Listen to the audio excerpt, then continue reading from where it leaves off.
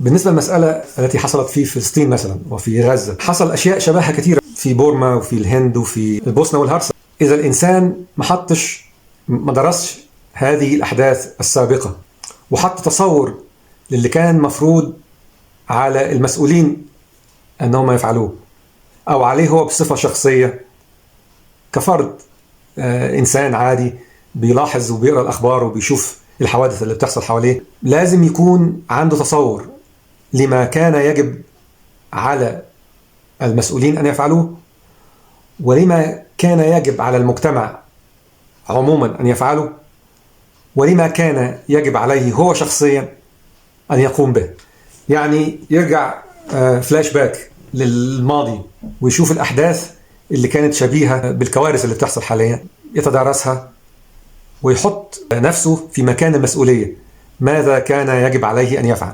اللي عامل الواجب ده أو عامل الدراسة دي يستطيع أن يجاوب على هذا السؤال بسهولة، لكن اللي تألم، حتى من يكون على خلق جيد ويتألم لمثل هذه الأحداث السلبية التي حدثت للبشرية عموما، وأنه لم يدفع الظلم عن المظلومين، وأنه لم يفكر فيما كان يجب عليه أن يفعله إن كان قريبا من هذه الأحداث. إن لم يدرس هذه الأحداث الماضية، إن لم يدرس التاريخ، يعني هيكون صعب عليه أنه يتخذ موقف إيجابي فجأة يطرأ في دماغه، يعرض مجهوده ليدفع الظلم ويدافع عن المظلومين. هيكون صعب أن الإنسان يقوم من حالة الثبات، عدم رد الفعل الإيجابي، سنوات طويلة وأحداث طويلة مرت به، وفجأة عايز يطلب من نفسه أنه هو يكون إيجابي تماما وأنه يدافع عن المظلومين. هيكون صعب جدا أن يتحول من حالة الثبات لحالة الاستاتيك، الحالة دايناميك أو حالة إيجابية وفيها حركة تؤدي إلى الهدف. الإجابة باختصار على هذا السؤال، الإجابة تختلف حسب المسؤولية وحسب القدرة وحسب القرب أو البعد من مكان الحدث. اللي في إيديهم مسؤولية كبيرة وفي إيديهم قدرات عالية بيكون المطلوب منهم أكتر من الشخص العادي اللي هو مفيش في إيده سلطة، مفيش في إيده أدوات كفاية بحيث إن هو يكون إيجابي.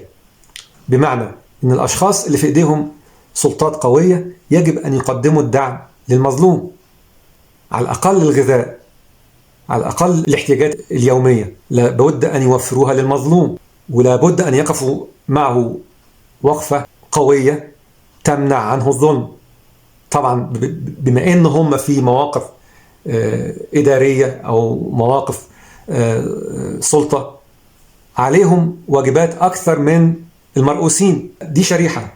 الشريحة الثانية اللي هي المجتمع بيكون عنده نواب أو ينوبون عنه ويمثلوه، لابد أن يضغط المجتمع على هؤلاء النواب، أو إذا كان يستطيع أن يضغط على الحكومات. وده حصل في بلدان كثيرة في الغرب، إن الناس نزلت الشوارع تطالب بوقف إطلاق النار ودفع الظلم عن المظلومين، ودمت ناس كانوا في الغالب أو لسنوات طويلة جدا على الحياد، وربما كانوا يفهموا الموضوع فهم خاطئ وكانوا يتخذوا الموقف المعاكس. لا، الآن هم مع المظلوم.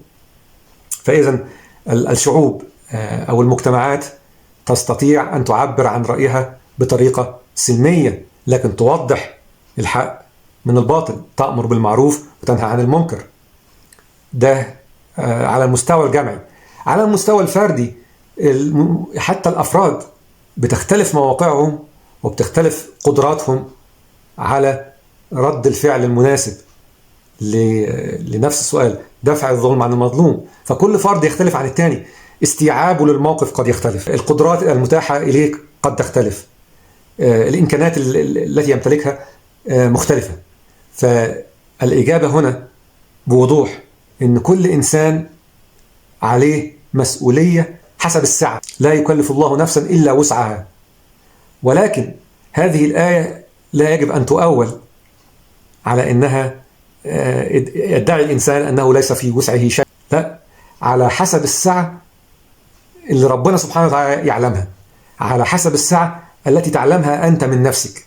لأن غالبا هذه الآية تستخدم عندما يريد الإنسان أن يتهرب من المسؤولية. يقول لا يكلف الله نفسا إلا وسعها فعلا، ولكن هل أنت تصرفت بمنتهى وسعك أو بأقل كثير مما في وسعك؟ دي نقطة مهمة لازم الإنسان ينتبه إليها، وأن يحدد بوضوح وبأمانة ما في وسعه أن يفعله ويقوم بالواجب. أتمنى أن تكون هذه إجابة واضحة، وإن شاء الله نجاوب على أسئلة أخرى.